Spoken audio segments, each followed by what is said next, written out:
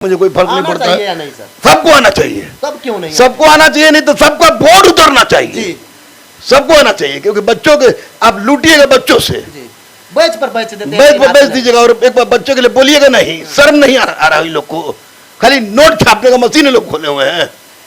अविलंब इसको हटा के आवासीय नीति लागू करें, ताकि बिहार की बेटियों और बेटों का गर्व से मान ऊपर उठे। और शिक्षा मंत्री जो कहते हैं कि बिहार की बेटियों और बेटों में उतना योग्यता नहीं है, तो अपनी योग्यता की भी जांच करा लें, वो भी बिहार के है।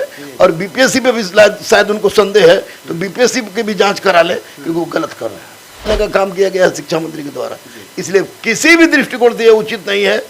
किसी भी दृष्टिकोण से कोई पागले होगा जो कहेगा कि ये सही है, क्योंकि लड़के बेचारे परेशान हो गए हैं, ऊब गए हैं, रो रहे हैं। साथियों, अभी हम लोग उपस्थित हैं एग्जाम टूर चैनल पर, और आपसे बता दें मेरे साथ गुरु रहमान सर हैं। और आप जो कमेंट कर रहे थे कि रहमान सर का बाइट लिया जाए, अभ्यर्थी है सर, शिक्षक अभ्यर्थी, उनका यही केवल प्रश्न है कि यदि यह शुरू में नियम दिया गया रहता कि ऑल ओवर इंडिया भरिए तो कोई दिक्कत नहीं था, लेकिन बीच में ऐसी क्या जरूरत पड़ी कि संशोधन करना पड़े? ये भी बात तो मैं भी कह रहा हूं कि सीटेट और नेट जो है वो राष्ट्रीय नेचर का है जी। इसमें किसी कोई रोक नहीं होता है। और बिहार भारत के अंदर है और हम अखंड भारत पर विश्वास करते हैं। अगर ये नियमावली के साथ रहता तो कोई दिक्कत नहीं थी, लेकिन आप क्या जरूरत पड़ गई कि 8 दिन में 12-12 संशोधन? यह बच्चों के साथ, शिक्षक अभ्यर्थियों के साथ एक बहुत क्रूर मजाक किया जा रहा है। और मुझे तो लग रहा है कि डर लग रहा है कि बच्चे ऐसा ना करें कि अब शिक्षक बनने का सपना छोड़ दें और शिक्षक की पढ़ाई ना करें, तो निश्चित रूप से ये गलत है बच्चों के लिए। इस बार तो किसी भी परिस्थिति में डोमिसाइल लागू रहना चाहिए। अगले बार जो हो विज्ञापन के साथ हो, लेकिन इस बार डोमिसाइल नीति लागू रहे। सर, इसमें कोर्ट का भी फैसला नहीं लिया गया। आनन फानन में आकर यदि विपक्षी मीटिंग होती है, उससे कुछ दिन बाद तुरंत देखा जाता है कि मीटिंग बैठा के और कैबिनेट में इसको चेंज किया जाता है। सभी अभ्यर्थी को, और खासकर बिहार में जितने भी लोग ये सीटेट बीटेट क्वालिफाइड थे या बीएड किए हुए थे, अपना घर का खेत बेचकर या मम्मी का गहना रख के, उन पर बहुत बड़ा सराघात हो रहा है। देखिए, अगर मैं कह रहा हूँ कि झारखंड हो, राजस्थान हो, उत्तर प्रदेश हो, छत्तीसगढ़, जितने मध्य प्रदेश हो, जितने भी हिंदी भाषी क्षेत्र हैं, उन क्षेत्रों में बिहार के लड़कों के साथ, यानी बाहर के स्टेट के लोगों के साथ बीपीएससी 1 to 5 के लिए गाइड की बुक है। इससे आपको जो भी थ्योरी पोर्शन है, आप उसको आप आकलन कर सकते हैं, अपने आप को दुरुस्त कर सकते हैं। ये 1 to 5 के लिए प्रैक्टिस वर्क होगी। जो भी 120 क्वेश्चन का जो चेंज हुआ है पैटर्न, नए पैटर्न के हिसाब से ऑलरेडी बहुत लोग इसको देखते हैं। और प्लस ये है आपकी भाषा की बुक, तो जो भी सीटेट अपेयरिंग वाले बच्चे हैं उनके लिए महत्वपूर्ण सूचना ये है कि इस तीनों बुक को आप जरूर अध्ययन कीजिए। इससे आप अपनी एक सीट जरूर पक्का कर सकते हैं आने वाले बीपीएससी शिक्षक, खासकर क्लास 1 to 5 के लिए। 10% का फिक्स किया गया है कोटा। आप कौन बड़ा दरियादिली दिखा रहे हैं? किस तरह का दरियादिली कि इसमें बिहार में बेरोजगारी अपनी प्रचंड अवस्था में है। उस प्रचंड में आग में घी डालने का काम किया गया है शिक्षा मंत्री के द्वारा। इसलिए किसी भी दृष्टिकोण से उचित नहीं है। किसी भी दृष्टिकोण से कोई पागले होगा जो कहेगा कि ये सही है, क्योंकि लड़के बेचारे परेशान हो गए हैं, ऊब गए हैं, रो रहे हैं।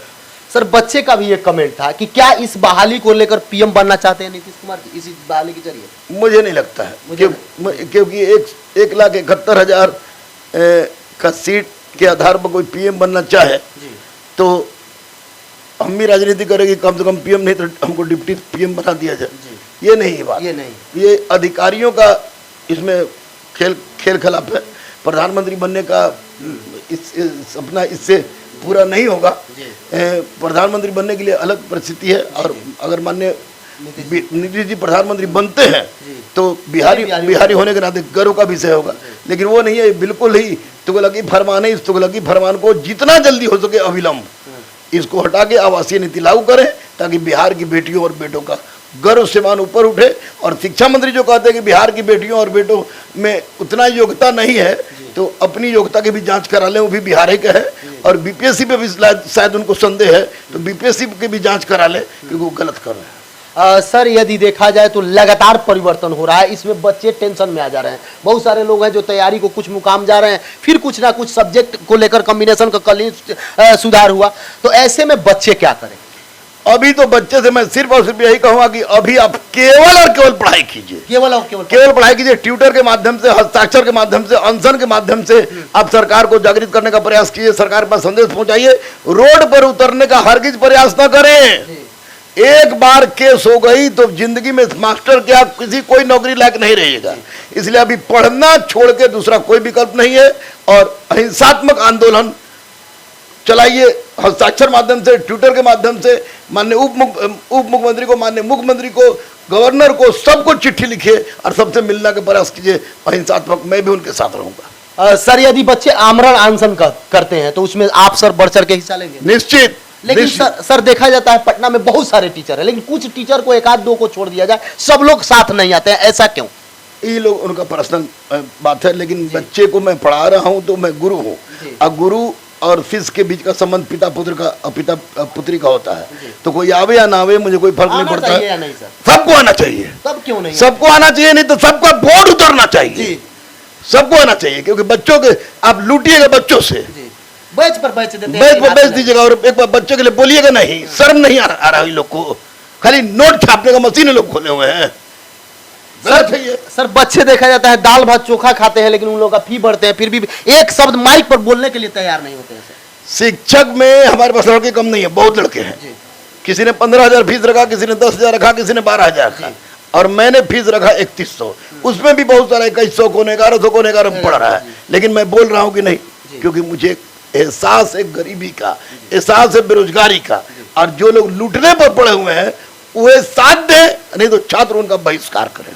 सर आप परिस्थिति देख रहे हैं, चूंकि बच्चे बहुत आपसे मिल रहे हैं, इन सारे चीज को देखते हुए कितना दिन में लग रहा है कि ये हट जाएगा? मुझे तो लगता है कि माननीय मुख्यमंत्री नीतीश कुमार जी और माननीय उप मुख्यमंत्री तेजस्वी जी इसको बहुत जल्दी संज्ञान में लेंगे और इसको हटाने का प्रयास करेंगे और ये और डोमिसाइल नीति फिर से लागू हो जाएगी ताकि बच्चों के साथ इंसाफ हो सके। और जाहिर सी बात है कि हमारे राज्य के मुखिया उप मुखिया हैं तो बच्चों का हित तो नहीं सोचेंगे, ऐसा मेरा विश्वास है। लास्ट प्रश्न है सर, क्या उम्मीद है कि नीतीश कुमार जी के पास ये संज्ञान में जाता है तो 100% इसको हटा देंगे? हाँ बिल्कुल, हमको उम्मीद है, निश्चित। उनको समझाने वाला अधिकारी चाहिए कि इससे बिहार के बच्चों में क्या दिक्कत हो रही है, 100% हट जाएगा। और सर अभ्यर्थी को क्या संदेश दीजिएगा? दो टेंशन में अभ्यर्थी को ये बोले कि बेटा रे बेटी रे, किसी परिस्थिति का टेंशन मत लो, किसी परिस्थिति का टेंशन मत लो, पढ़ो, किसी के बहकावे में आकर रोड पर उतर के लाठी डंडा ढेला ढोली करने के चक्कर में मत रहिएगा, जिंदगी बर्बाद हो जाएगी।